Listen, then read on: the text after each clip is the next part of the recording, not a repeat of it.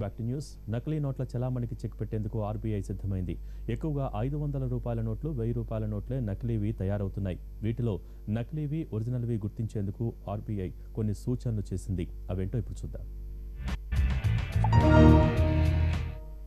RBI 5, 10, 20, 50, 100, 500, 1000 రూపాయల నోట్లు జారీ చేసింది. ఇందులో 500, 1000 నోట్లు ఆర్థిక వ్యవస్థలో కీలక పాత్ర పోషిస్తాయి. ఈ రెండు నోట్లలోనే నకిలీ నోట్లు ఎక్కువగా చలామణవుతున్నాయి. అందువల్ల ఒరిజినల్ నోట్ ఎలా ఉంటుంది, నకిలీ నోటు ఎలా ఉంటుంది అన్నది ప్రతి ఒక్కరికి తెలియాల్సి ఉంది. ఈ రెండింటి మధ్య తేడా ఏంటో తెలుసుకునేందుకు ఆర్బీఐ కొన్ని సూచనలు చేసింది. మొదటిది సీ త్రూ రిజిస్టర్. నోటుకు ముందు భాగంలోని ఎడమవైపు వెనక ముందు భాగాల్లో కుడివైపు సగం సగం కనిపించే 500 నెంబరును పరిశీలించి చూస్తే స్పష్టంగా తెలుస్తుంది. వెలుగులో ఇది మరింత స్పష్టంగా కనిపిస్తుంది. Identification mark. నోటుకు ముందు భాగంలోని ఎడమ భాగంలో గోళాకారంలో ఒక బిందువు ఉంటుంది. దానిపై వెలుగు పడ్డప్పుడు అది మెరుస్తుంది. Watermark.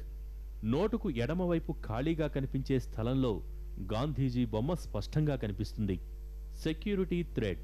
నోటుకు మధ్యలో ఉన్న గీతలో ఆర్బీఐ, భారత్ అనే అక్షరాలు వెలుగులో స్పష్టంగా కనిపిస్తాయి. Micro lettering.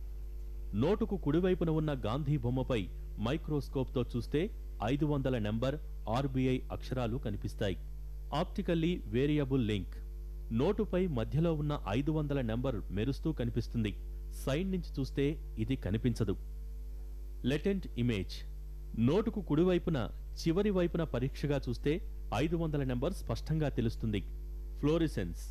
నోటు నెంబర్లు ప్రింట్ చేస్తున్నప్పుడు ఆప్టికల్ ఫైబర్లను నోటుపై ఖాళీ స్థలంలో వేస్తారు. వెలుతురులో చూసినప్పుడు మాత్రమే ఇది కనిపిస్తుంది. ఇంటాలియో ప్రింటింగ్.